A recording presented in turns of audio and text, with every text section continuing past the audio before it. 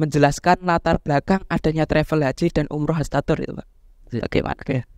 Ya, kalau ingin manasik haji itu insya Allah dari kepengurusan Hastatur akan melaksanakan manasik haji gratis. Jadi gratis untuk siapapun yang berkenan untuk ikut manasik, ikut belajar bersama-sama tentang amaliyah apa saja yang harus dipenuhi ketika ibadah haji dan umroh.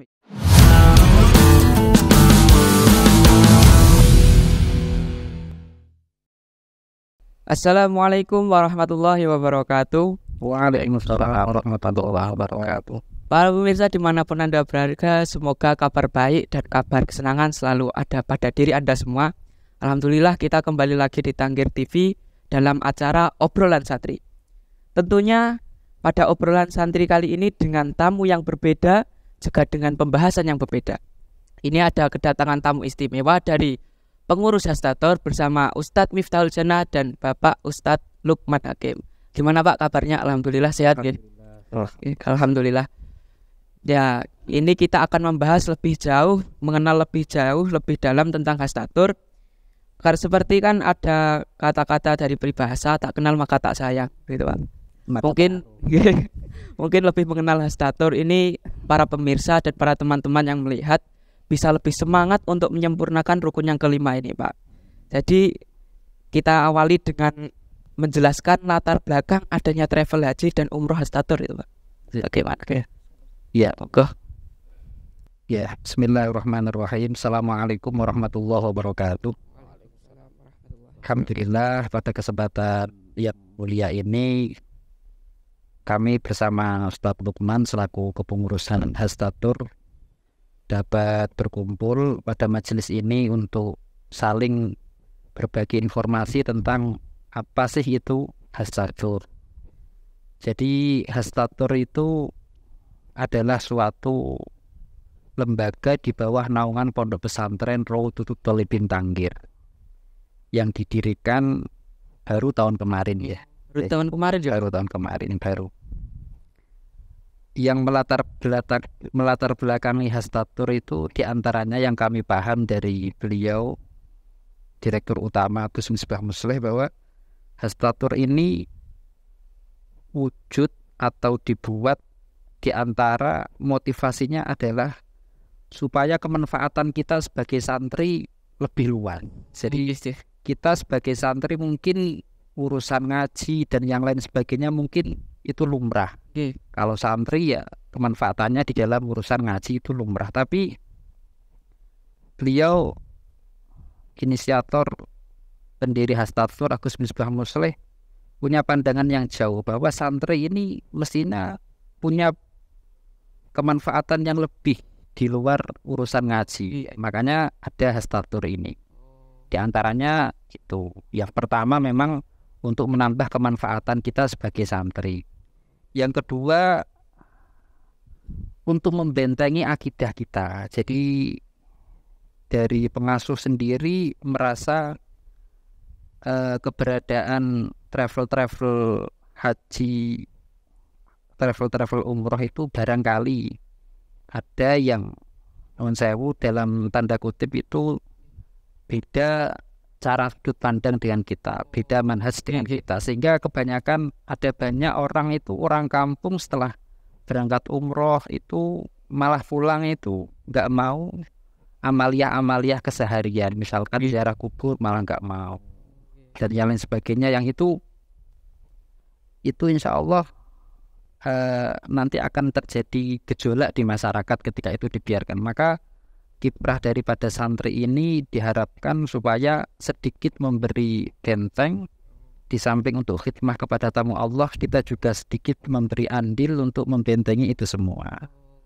Dan di antaranya juga Hastatur ini didirikan adalah barangkali dari upaya khidmah kepada para tamu Allah ini kok ada ribih, ada selisih, ada keuntungan, itu nanti bisa membantu untuk pondok. Karena memang Hastatur itu adalah suatu badan usaha milik pondok yang notabene memang semuanya itu masuk ke pondok. Jadi bukan untuk pribadi, bukan ya.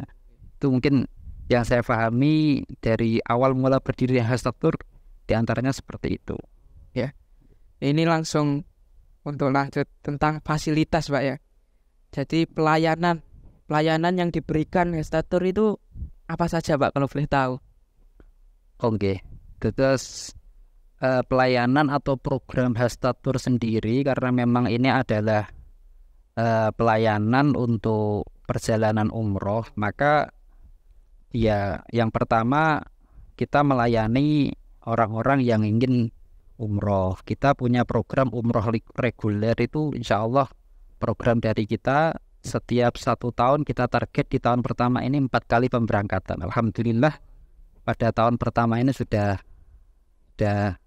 sesuai target ya, bahkan lebih dari 4 kali pemberangkatan ya Ustaz ya. 6 yang akan datang. 7 pemberangkatan Pak. Masya Allah. Itu yang pertama, ada umroh reguler, yang kemudian juga ada umroh dan juga haji badal. Jadi untuk orang-orang yang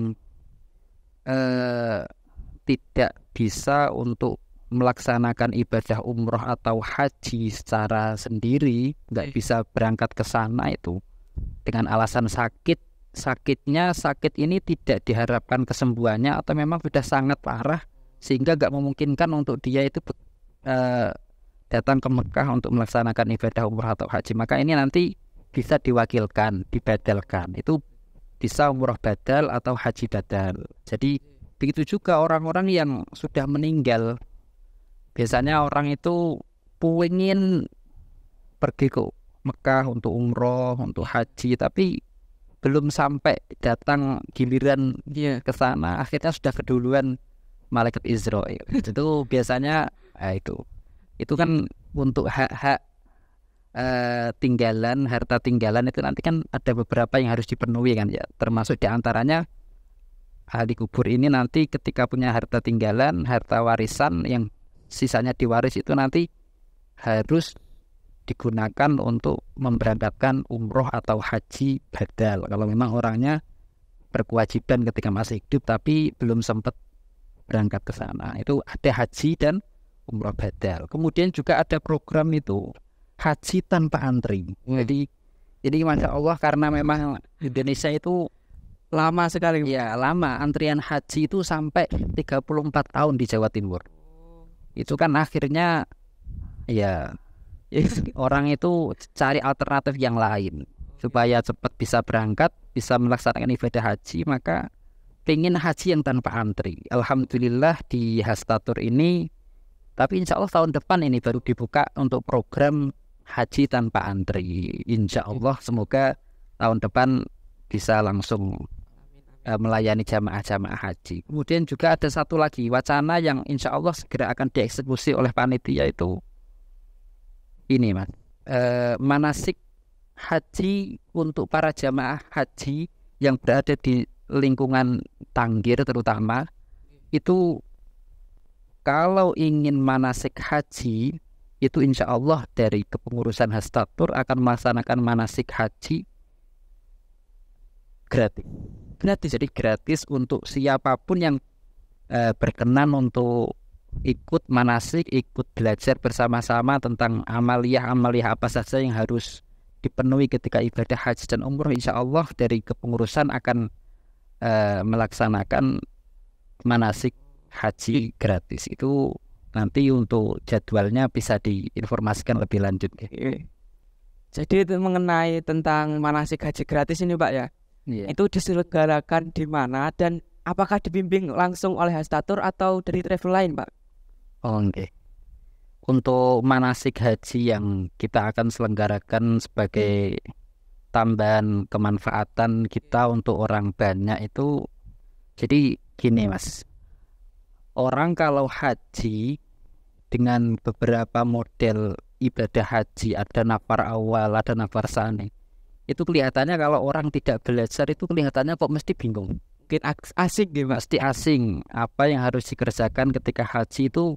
Bahkan ya orang-orang yang sering baca kitab pun, kita anak pondok yang ya bab haji itulah sesuatu yang mesti kita lewati. Tapi ketika kita itu tidak praktek, ketika kita itu tidak belajar manasik itu pasti bingung. Lah, orang-orang yang bingung ini kan eman, cara bahasanya ini celah eman. Ketika mengeluarkan uang sudah sekian banyaknya, antri sudah sekian lamanya, tapi ibadah haji itu belum memahami. Lah ini kan kalau berharap hajinya haji yang mabrur, lah bagaimana mungkin bisa mabrur kalau ilmunya saja nggak tahu. Maka dari situ, dari pengasuh berinisiatif, terutama dari kepengurusan Hastatur berinisiatif untuk melaksanakan manasik haji, dan ini gratis untuk orang-orang siapapun yang ingin daftar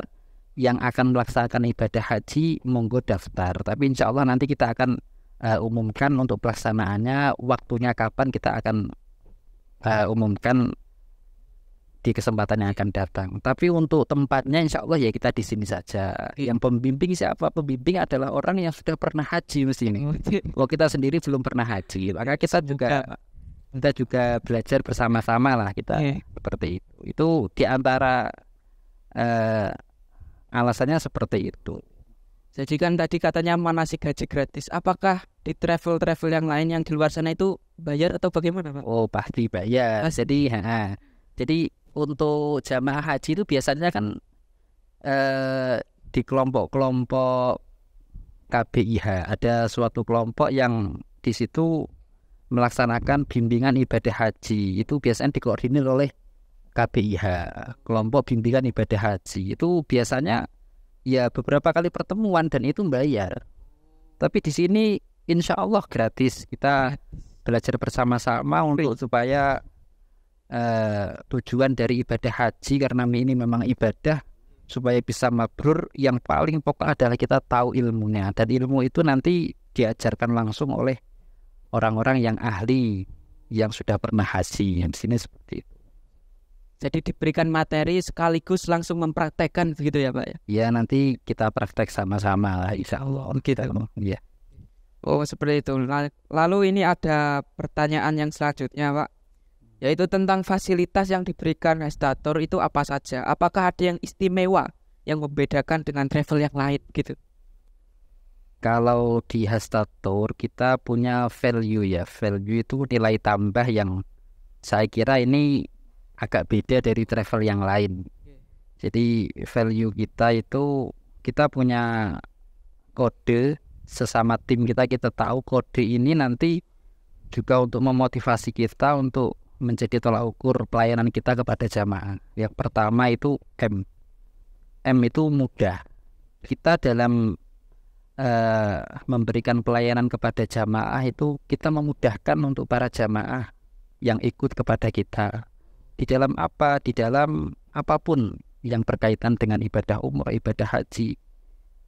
Termasuk juga tentang pemberkasan. Jadi untuk ibadah umrah itu perlu namanya paspor. Nah, paspor itu biasanya ada di sebagian travel itu paspor diurus sendiri oleh jamaah. Tapi karena memang kebanyakan jamaah kita itu yang sudah itu orang tua, orang desa, karena memang kita lokasinya di desa ya. Itu biasanya bingung juga untuk ngurus paspor gimana. Maka Hastatur ini memberikan pelayanan yang komplit, termasuk tentang pengurusan paspor. Bahkan ketika ada dokumen-dokumen yang kurang sinkron antara satu dan yang lain, dari Hastatur pun juga siap untuk membantu menyelesaikan itu. Kemudian untuk foto paspor dan yang lain sebagainya, foto paspor kita jemput dari rumah. Jamaah itu nggak usah repot-repot mana-mana, nggak usah repot-repot. Kita jemput dari rumah, kita bawa ke kantor imigrasi, kita ajak foto.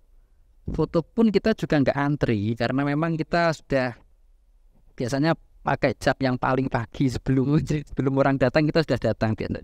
Makanya kalau antri pun juga tidak terlalu lama, biasanya seperti itu.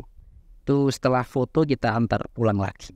Jadi ya itu PP ya, sebagai wujud khidmah kita, pelayanan kita kepada jamaah, diantaranya seperti itu, termasuk urusan paspor. Kemudian juga kita dalam memberikan pelayanan ini insya Allah berusaha untuk amanah. Termasuk ketika kita itu membuat grup rombongan untuk melaksanakan umroh, itu kita dari panitia tidak lepas tangan begitu saja. Kita dari panitia atau dari tim pondok khususnya ini pasti ada yang ikut ke sana mendampingi untuk ibadah umroh, itu kita dampingi. Setelah di sana pun beberapa keluhan yang dialami oleh jamaah kita juga berusaha untuk tanggap setanggap-tanggapnya, terutama karena memang banyak orang-orang sepuh itu kemarin itu ada yang minta didorong kursi roda karena itu juga alhamdulillah kita berupaya untuk mengcover itu semua ya. Nggak cuma lepas tangan gitu. Kemudian kita juga harapannya ketika sudah memudahkan jamaah, kemudian kita juga berusaha untuk seamanah mungkin menerima amanah dari para jamaah ini, harapannya kita juga mendapat keberkahan. Jadi MAB, mudah, amanah, dan berkah. Kenapa kok kita tidak meninggalkan berkah ini? Karena ini sesuatu yang menjadi pokok, yang menjadi harapan kita semua sebagai santri terutama itu. Ya berkah itu nggak terukur, berkah itu nggak ternilai. Maka kita juga mengharapkan keberkahan karena memang ini juga khidmah untuk para tamu Allah. Kita juga sam'an wa ta'atan kepada para guru kita. Harapannya juga kita juga mendapat keberkahan dari ini semua. Jadi untuk para pemirsa, melihat tadi perbincangan tadi sudah tidak diragukan lagi tentang pelayanan. Bahkan untuk foto saja itu diantar jemput nggak Pak? Foto paspor ya, kita jemput dari rumah, kita hantarkan lagi ke rumahnya. Jadi sudah tidak usah diragukan lagi tentang pelayanan yang sudah pasti terjamin begitu. Jadi lanjut tentang yang bagi saya itu juga termasuk inti Pak, tentang penginapan dan makanan. Melihat tentang orang Indonesia itu makanan pokoknya kan nasi. Kalau di Arab kalau tidak salah itu roti. Walaupun habis 3 piring namanya juga cemil Pak, bukan makan. Belum makan kalau iya. Mohon bisa jelaskan. Oke. Jadi ini juga menjadi fokus daripada kita Hastatur ya. Jadi karena memang pasar kita kebanyakan orang-orang desa dan bahkan banyak juga orang yang secara umur sudah agak tua, itu menjadi fokus juga bagi Hastatur untuk mencarikan penginapan atau hotel itu nggak harus bintang 5, tapi yang jelas terdekat dengan masjid. Kemarin di beberapa pemberangkatan kita hotelnya di Mekah itu ada hotel Fajar Batik Batik 2. Fajar Batik 2. Kemudian juga ada di Saraya Iman di lokasi Ajiat itu kurang lebih berapa 300-an meter ya, jadi nggak nyampe Pak. Ya, kalau kita situ itu biasanya masjid sudah dan kita berangkat pun belum tertinggal. Jadi kita mengupayakan untuk tempat penginapan ini memang dekat dengan masjid supaya orang itu ketika lalu lalang dari masjid ke hotel itu bisa sendiri ya, nggak terlalu sampai. Itu yang kita fokuskan di situ juga. Kemudian untuk hidangan makanan, kalau orang sana makannya roti ya, kita kadang-kadang makan roti, tapi dari travel itu ada catering, yang catering itu memang menyediakan makanan khas Indonesia. Indonesia. Yang masak pun aslinya orang Indonesia. Wah. Jadi masakan Indonesia. Kita di sini kadang nggak ketemu pindang sama di sana ya, kadang ketemu pindang. Ya makanan Indonesia lah. Karena yang masak juga orang Indonesia, rasanya ya rasa Indonesia, masakan khas Indonesia Pak. Nah itu urusan makan seperti itu. Nggak terus kita ikut di sana terus makan kurma saja yang enggak, makan roti terus yang enggak. Masakan sesuai masakan kita. Oke, seperti itu. Jadi langsung menuju ke pertanyaan keempat ini. Mengenai tentang tempat yang dikunjungi mana saja, apakah hanya di Masjid Nabawi dan Masjidil Haram saja atau ada tempat lain? Turnya mana saja Pak? Itu mungkin Pak Lukman bisa menjelaskan destinasi selain ke Masjid Haram, Masjid Nabawi itu udah di mana saja. Baru Maklah. Ya, terima kasih atas waktunya. Jadi kita namanya ada Hasta pakai tour ya. Oke. Pastinya Tapi di situ bukan terus diartikan tur itu jalan-jalan murni, tidak. Oke. Bahkan yang paling utama adalah beribadah. Sik.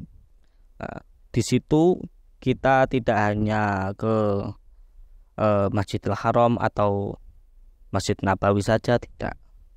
Jadi ketika kita nyampe ke Masjid Nabawi, ada yang mulai dari Masjidil Haram dulu Pak ya. Ya. Kalau kami dulu ya, kami Oke. ini. Kalau kami bersama jamaah tak ke nopo niku ke Masjid Nabawi Nabawi. dulu, ya. Dan itu pun tidak hanya kita itu setiap hari di masjid saja, ya tidak. Kita itu difasilitasi untuk bahasane coro mriki lho jalan-jalan tur, nggih. Ada di sekitar kota Madinah. Di kota Madinah itu ada Masjid Quba, ada ke kebun kurma, ya, kebun kurma di sana kan sudah terkenal loh, ya. Pasti banyak apa itu pohon kurma dan juga ada kebun kurmanya. Terus di situ kurma saja enggak, ternyata yang dinamakan kebun kurma seperti halnya di sini apa itu wisata-wisata banyak pedagang lain-lain maksudnya selain daripada kurma. Dan kurma pun juga banyak macam-macam. Mestinya Pak. Ya. Ada ke Jabal Uhud. Tempat Jabal Uhud itu kita ke sana ziarah ke syuhada Uhud. Terutama ya. Terus ada ke Masjid Kiblatain juga. Terus ke Masjid Sab'ah atau masjid itu ya. Sekarang dibuat di sini Sultanah itu kan akan membangun masjid namanya Masjid Lawang Pitu. Itu juga apa? Tabarukan atau tafaulan nama tersebut. Terus ada ke kemarin itu apa itu tempat makam daripada syuhada Badar.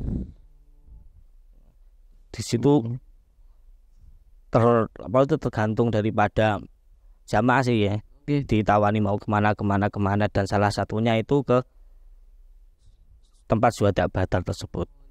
Dan situ juga ke mana lagi?